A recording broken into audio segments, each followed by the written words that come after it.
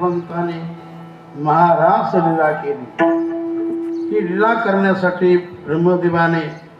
ब्रह्मदेवाची 6 महिन्याची रात्र केली, कोणाच्याच लक्षात आलं नाही आणि भगवान कोणालाही कळू देत नाही। म्या रास क्रीडेच्या राती ब्रह्मा षण्मास केली होती, गोपिका अर्धक्षण मानिती, वेगी का गबसते उगवला।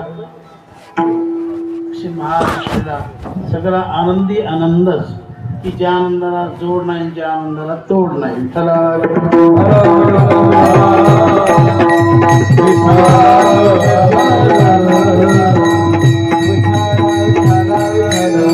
भगवंताने गोपालासाठी चोरी कर्म सुरू केलं आणि थोड्या दिवसामध्ये भगवंताने सर्व गोपाळ सर्व मित्र शक्तिवान केले।